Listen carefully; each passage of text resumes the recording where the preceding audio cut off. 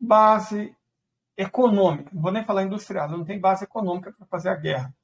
O próprio Zé lá falou que sem a ajuda do Ocidente, ajuda financeira, o Estado ucraniano quebra, porque eles não têm dinheiro para mais nada, está gastando tudo com a guerra. Pessoas,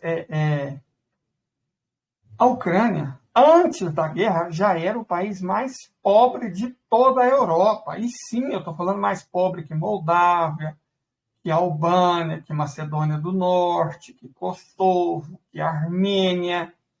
A Ucrânia era o país mais pobre da Europa antes do conflito. Certo? As oligarquias ucranianas, os oligarcas ucranianos, pegaram o país que era o mais rico da União Soviética e transformaram no mais pobre da Europa. Tranquilo? É o capitalismo fazendo sua mágica, né? Igual fez na Bulgária, que tinha 10 milhões de habitantes na época do comunismo, e agora tem 6 milhões e meio. Isso é o capitalismo. Para fins práticos, você pode discutir capitalismo socialista se você quiser. Aí você pega os dados. Aí você vai ver qual que é superior. De toda forma, o fato é que a Ucrânia é um país muito pobre. E que foi devastado pela guerra, que eles entraram para defender interesses dos Estados Unidos. Certo? É uma guerra insana que só beneficia os interesses americanos e da OTAN. Mas não tem como sustentar a própria economia. Eles dependem integralmente da ajuda do Ocidente. Correto? E o Ocidente não está tendo muitos recursos, e pior, não tem base industrial. Também nós já comentamos isso. Tecnologia, indústria, redes de distribuição, logística. Tudo isso está em frangalhos, está enferrujado, está morto, está roto. O Ocidente não tem mais capacidade. Os Estados Unidos resolveram fazer uma guerra contra uma nação industrial sem ter indústria. Isso é insano. De verdade, isso é insano. Não... Mas fizeram, né? Então, na verdade, não vou dizer que eles vão pagar por isso, e quem está pagando por isso são os ucranianos. Bom, mas enfim, continuando com o artigo. A artilharia é, como esperado, a grande assassina em Bakhmut. Embora também haja muitos feridos, as chances de sobreviverem não são tão grandes. As feridas de artilharia são notoriamente impuras e demoram a cicatrizar. Há supostamente ordens ucranianas de que homens levemente feridos devem apenas ser recomendados imediatamente enviados de volta para o fronte. Trabalhar em trincheiras de batalha lamacenta com condições sanitárias notoriamente ruins praticamente garante que essas feridas remendadas serão infectadas. E, portanto, essas pessoas vão morrer de sepse. O que é um absurdo. Cara, Isso não tem... se houver um mínimo de justiça, se os russos colocarem a mão nele, é óbvio que ele vai ser condenado à forca. É óbvio que ele vai ser condenado à forca. Inclusive, né, por crime contra a humanidade. O que ele está fazendo contra o próprio povo é crime contra a humanidade. Mas se os ucranianos colocarem a mão nele primeiro, não vai ser muito diferente isso, não. Por isso que ele está tão desesperado. Né? Mas, enfim, a vantagem da artilharia russa é declaradamente de 10-1, o que exatamente confirma os depoimentos que a gente vê. A artilharia está causando altas taxas de baixa. Qualquer alegação de que as taxas de baixa russas são maiores que o lado ucraniano está desafiando a conclusão lógica dos fatos. Mas, de volta à linha de frente. Soldado de infantaria Vladislav, que é o outro cara que a gente falou, tinha 54 anos. Cara, não é idade para você ir para a guerra, não.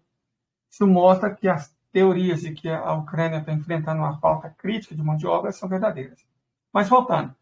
Soldado de infantaria Vladislav, da 58ª Brigada de Infantaria Motorizada Independente, diz que muitos de os soldados do seu pelotão se recusaram a ir a Artemiovsk quando os soldados russos se aproximaram.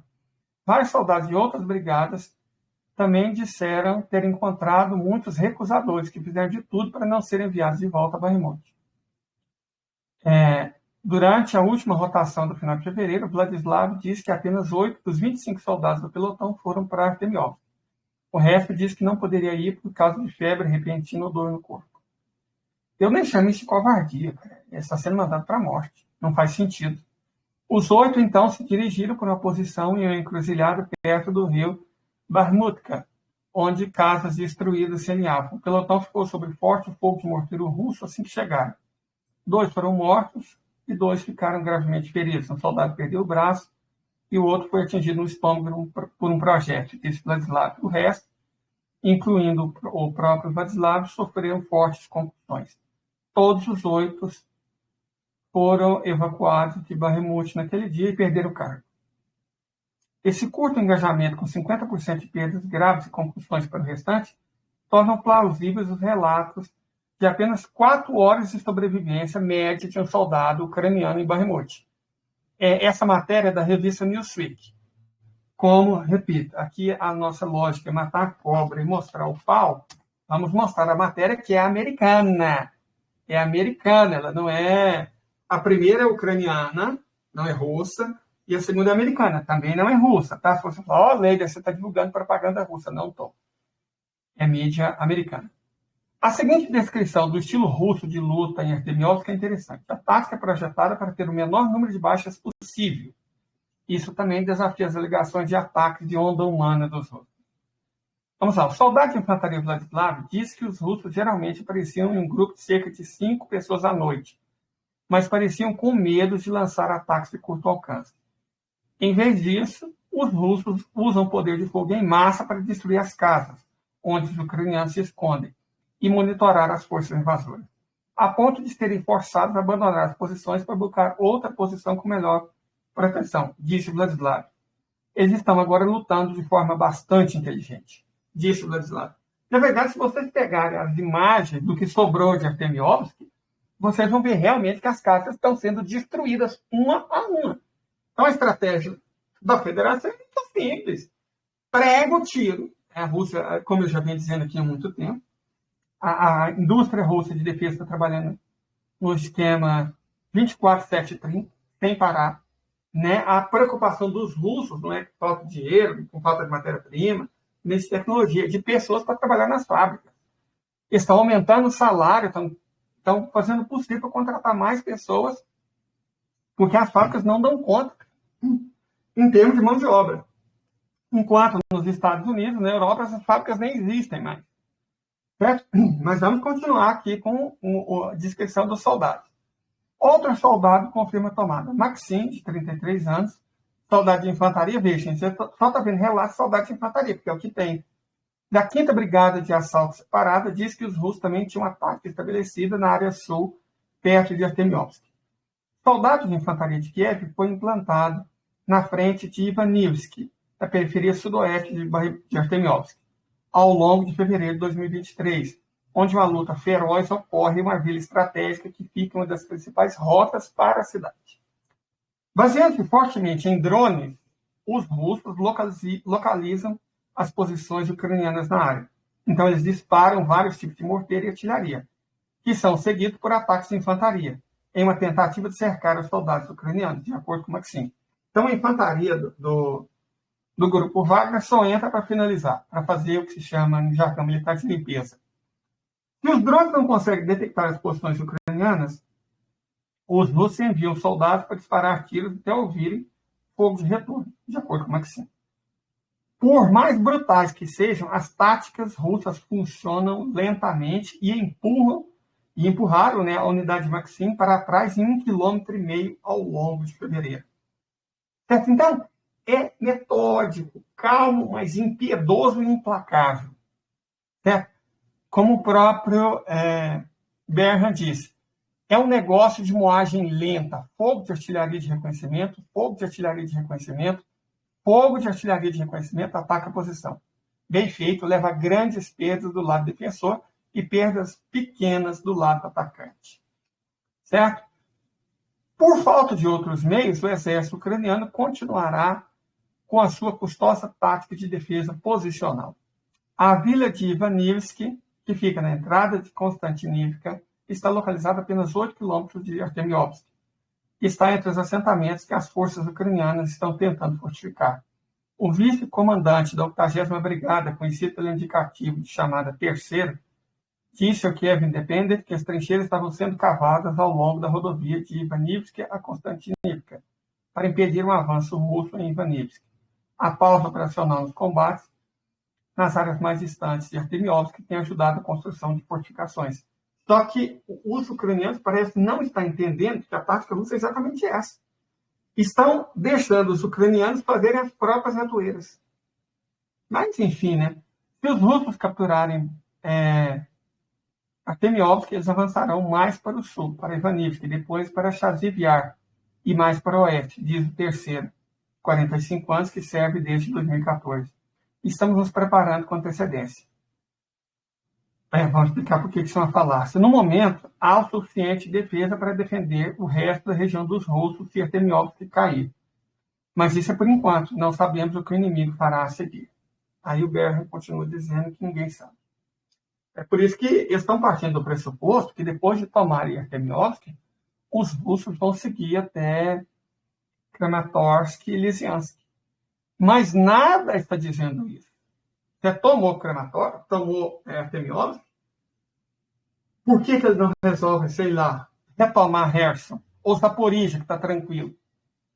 Ou avançar ainda na direção de Nikolaev para tomar Odessa, no fim. Ninguém sabe para onde os russos vão.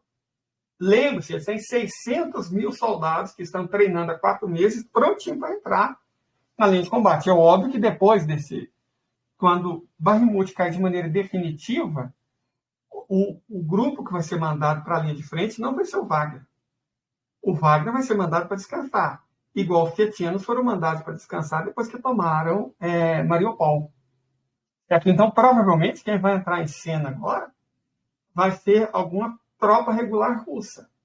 Mas eles vão invadir Kiev pelo norte, vão invadir Kharkov pelo leste, vão invadir Zaporizhia, partindo da Crimeia, vão invadir Kherson, também partindo da Crimeia, vão desembarcar em Mykolaiv ou em Odessa. Ninguém sabe, cara. Se dizer assim que sabe o que os russos vão fazer, é bobagem. Os russos não dão o menor indicativo de quais serão os seus passos. Então não dá para os ucranianos ou para a OTAN, para quem quer que seja, planejar em função de uma suposta resposta russa que, de fato, ninguém conhece. Esse é o ponto, essa é a questão. Então, o que está acontecendo? O que está acontecendo, basicamente, é que os russos, repito, não têm a menor pressa, nenhuma pressa, em tomar Artemióvsk. Por quê? Por aquilo que nós dissemos. Os ucres estão construindo as próprias ratoeiras. Ora, numa situação dessa, em que você, com poucas perdas de vida, que é o que não pode ser reparado, com poucas perdas de vida, você consegue esmagar o adversário e mais, você consegue atrair o adversário até você para ser esmagado. Cara, pensa a dificuldade de você pegar, estão estimando as perdas ucres em 40 mil. Pensa a dificuldade de você mandar para outro plano espiritual 40 mil soldados inimigos que estejam espalhados numa floresta, tipo nos bosques em torno de Artemióvsk, ou do norte do Donbass. Essa dificuldade é enorme, a dificuldade. Agora, se você consegue atrair 40 mil para o seu moedor de carne, para a ratoeira, e ainda consegue fazer com que eles façam a ratoeira, gente, você está, do ponto de vista estratégico, na melhor posição possível. Você tem uma capacidade de fogo 10 vezes maior do que o inimigo. Você tem reconhecimento aéreo que o inimigo não tem. Né? Você tem a munição em quantidade quase infinita, certo? E o inimigo não falha, não tem, né? E você ainda consegue atrair o inimigo para perto de você, em vez de você se arriscar indo atrás dele, e não apenas isso. O inimigo não apenas é atraído até você, como constrói a própria ratoeira, que são as trincheiras. Certo? As trincheiras, gente, funcionou na Primeira Guerra Mundial, né? Foi usada na Segunda Guerra Mundial, mas nós estamos em 2023. Será que a OTAN não entendeu isso? Certo? Você tem lá uma trincheira. Coloca um drone passando por cima e despejando. Para finalizar, pega um blindado, que é leve, né, como Armata, T-40 Armata, não é um tanque, ele é um blindado, e mais parecido com um drone do que necessariamente com um tanque, e segue descendo a lenha. distribuindo fogo sem misericórdia, sem piedade. É uma estratégia lenta, mas implacável. Nessa estratégia, os russos jamais precisam recuar. Vamos fazer uma outra ofensiva para forçar os russos a recuarem. Como eles vão fazer uma ofensiva se eles não têm soldados? Nós vimos uma entrevista com um cara com 54 anos. Uma pessoa com 54 anos não devia estar na frente de batalha. Não devia estar na frente de batalha. Isso é insano. Eu tenho 46 e não me imagino com 54 anos lutando uma guerra só com fuzil, enfrentando o russo com artilharia e aviação pesada. Isso é... Coloque-se no lugar desse coitado desse ucraniano. Imagine-se com 54 anos, armado com metralhadora, dentro de uma vala, de uma casa que os russos podem destruir com isso morteiro a qualquer hora, enfrentando os russos que estão armados na proporção de 10-1, com muito mais tecnologia, munição infinita, lançando ataque dia e noite. Não tem nem o que discutir, sabe? Não tem nem o que discutir. E pior de tudo, a liderança nem é ucraniana, né? Porque é a OTAN que está manipulando o título. A liderança da OTAN está simplesmente mandando esses coitados para a morte. Então, com palavra como guerra, morte, morrer, evidentemente, nós vamos publicar isso aqui como análise de conjuntura, porque isso aqui não tem a menor condição de ser monetizado quando for para o YouTube. Evidentemente, eles não gostam, né? Se eu estivesse falando, parece que falar que os russos são malvados, que os russos devem morrer, isso pode, mas, né, a verdade não pode. Então, não será monetizado, mas paciência, foda-se, né? A questão aqui é que esses são os fatos na Ucrânia. E eu vou, sobre esses assuntos específicos, eu acho interessante que os vídeos não sejam muito longos. Mas eu gostaria de comentar mais uma coisinha antes de encerrar essa live curta. Que é qual vai ser a estratégia futura da federação quando o Artemiovsk de fato terminar de cair. Os ucranianos estão supondo que eles vão continuar avançando na direção de Kramatorsk e Lysyansk, ou seja, até chegar em Kharkov pelo sul. Considere que os russos lutam guerra de finta, eu não acredito que vai ser assim. Isso é muito óbvio. É óbvio e previsível. É muito melhor deixar os ucranianos se prepararem para um ataque que não vai acontecer. Deixa eles fazerem defesa no sul e ataque pelo norte, muito mais inteligente. Certo? Então, o que os russos vão fazer?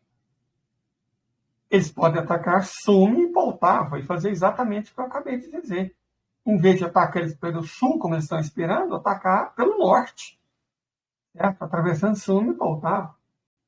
Ou usando Sumi e Poltava para chegar em Kharkov, sem passar por Lysyansk e Kramatorsk. De toda forma, as tropas do grupo Wagner que estão sendo utilizadas para tomar Artemiovsk, que não serão, evidentemente, as mesmas que vão continuar o avanço. Por isso que eu falo, não dá para saber direito. Porque, com certeza, se o passado indica o futuro, os russos vão colocar essas tropas para descansar. Repito, igual eles fizeram com os chechenos que lutaram no Donbás e em Mariupol. Certo? Então, é óbvio que essas tropas não vão lutar mais por alguns meses, vão ficar descansando. Então, quem vai lutar? Parte desses 600 mil soldados que estão sendo treinados já há meses. Mas eles não vão necessariamente partir de onde o Grupo Wagner está. Provavelmente, as forças russas de segurança, né, vão ocupar Artemiovsk, junto com a milícia do Donbás, e estabelecer o poder civil, o governo civil lá, e garantir a defesa da cidade, para impedir qualquer avanço ucraniano contra-ataque. Inclusive, eu repito, não acredito em contra-ataque, porque eles não têm mais soldados. Você tem muitos relatos usando mulheres grávidas. Estão usando pessoas de 54 anos, pelo amor de Deus, estão usando adolescente. Quer dizer que eles definitivamente não têm. Os relatos de recrutamento forçado em toda a Ucrânia estão cada vez mais numerosos. E nós ontem falamos sobre a questão. A OTAN também não pode fornecer essas armas. A Europa é um continente velho. Qualquer um que já foi na Europa deve ter percebido que a coisa que você menos vê na Europa, eu vi um episódio, um pedaço do episódio daquele Emily em Paris, e eu falei, gente, que Paris é essa que ela está mostrando? Com esse tanto de jovem. Paris só tem velho e asiático. Turista, né? Velho e asiático. Toda a cidade europeia, essencialmente, tem velho, tipo turístico asiático. Você não vê criança, não vê jovem. Então, a Europa não tem tropa simplesmente porque não tem mais jovens. E os jovens europeus não vão querer lutar pelos Estados Unidos, evidentemente. Né? E os jovens americanos? A Ana Valéria, eu já tinha falado que o problema maior dos jovens americanos era a obesidade. Né? E aí alguém falou, não, entre os mais velhos a taxa de obesidade é 35%, mas provavelmente entre os jovens deve ser menor. Não é. A Ana Valéria descobriu que o dado é 50%, ou seja, metade de todos os jovens são obesos. Então sobra a outra metade. Nós sabemos que 20% dos americanos sofrem de problemas mentais. Então, dos 50%, você tira 20%. Já sobrou 40%. Só. Né? E aí, você tem obesidade, problema mental, isso impede você de lutar, você tem uma série de doenças, de questões físicas. Então, o público elegível para se voluntariar, para morrer em nome da democracia, é cada vez menor, porque os Estados Unidos, apesar de ter mais jovens que a Europa, em função da migração, também não tem tantos assim, não. E desses tantos, quantos estão dispostos a morrer lutando pelos fascistas do próprio país? É aquilo que o Muhammad Ali disse, né? Ele preferiu ser preso do que lutar matando o povo de cor, que era o povo dele. Eu não diria que, em função do identitarismo, existe uma consciência de classe tão grande assim nos Estados Unidos hoje em dia. Mas, intuitivamente, as pessoas sabem por quem estão morrendo e por quem estão matando. Então, os Estados Unidos queriam aumentar as suas forças armadas para 500 mil combatentes, né? E o exército para 500 mil combatentes, não está conseguindo manter os 450 mil, porque o número dos que se retiram, dos que se aposentam, ou dos que são abatidos, é maior do que o número daqueles que se inscrevem. E se a situação está horrível na Europa, está péssima nos Estados Unidos, a Ucrânia também está desesperadora. Eles não têm simplesmente mão de obra. Correto? Falta de mão de obra. Resolvido o problema da mão de obra, que não pode ser resolvido, resta o problema das armas e munições, que eles também não têm, porque perderam a base industrial. Então, como é que esse povo vai fazer guerra, gente? De verdade, como é que eles iniciaram a guerra que eles vão perder? Não tem como ganhar. E o interessante é a estratégia, a tática da Rússia. Lembre-se, nós sempre partimos aqui daquele princípio de von Clausewitz. A guerra é a política por outros meios. Então, os russos estão fazendo política. Os russos destruíram a economia europeia com as sanções que os próprios europeus se infligiram. Certo? Os russos estão, de fato, desnazificando a Ucrânia e desarmando a própria OTAN. Está gastando o que não tem para tentar vencer uma guerra que não pode ser vencida. Certo? Em algum momento, o indivíduo com problemas de senilidade nos Estados Unidos vai ter que jogar a toalha. E vai ter que fazer o que ele sempre faz nessas ocasiões. Corre com o rabo no meio das pernas. Como eles correram no Vietnã e correram no Afeganistão. Vão correr do mesmo jeito na Ucrânia. Mas isso cria um outro problema. Eles vão correr. Ou se eles correr, qual que é a função da OTAN? Não enfrentar os russos para defender a democracia? Mas se eles correm e eles perderam, a OTAN está vindo para quê, então? Então, muitos povos e países europeus vão fazer essa pergunta e a OTAN pode, de fato, acabar, deixar de existir. E reduzir o seu núcleo duro mais fascista. A Inglaterra, Estados Unidos, os idiotas do Báltico e os poloneses. O restante pode chegar à conclusão que não vale a pena. Mas não vale a pena mesmo. Correto? Então, no médio prazo, a situação dos Estados Unidos, da OTAN, é desesperadora. Mas você pode pensar, e se eles resolverem escalar? Cara, não recomendo. Não recomendo. Porque a Federação Russa mostrou que tem muitos senhores quinjal doidinho para ir passear e o passaporte do senhor Zircon já foi assinado. E o senhor Zircon é muito mais destrutivo que o senhor Kim Jong. E os Estados Unidos, em um país da OTAN, tem nada remotamente semelhante ou capacidade alguma de deter essas armas hipersônicas. Então, já era. Correto? Já era. O que a gente está vendo é a Rússia usando de malícia e inteligência. Deixando a guerra em banho-maria, fazendo os ratos não só virem até eles, como fazer as próprias armadilhas no caminho. Então, não tem motivo nenhum para a federação ser célere. Ela ganha simplesmente espera. Correto? Então é isso. Então, 2020 já passei da hora, né? Mas, de toda forma, muito obrigado a todo mundo aqui. Até a próxima. E qualquer coisa, comunique aí com a gente. Tá? A gente no Twitter, Estado Anarquista, aqui no Telegram, Notícias do Front, ou nos comentários aqui do vídeo. Ok? Até mais. Muito obrigado a todo mundo pela audiência. E estamos sempre ouvindo sugestão, crítica, para a gente poder continuar informando as pessoas e debatendo da melhor forma possível, né? Da maneira mais honesta. Ok? Então, até mais.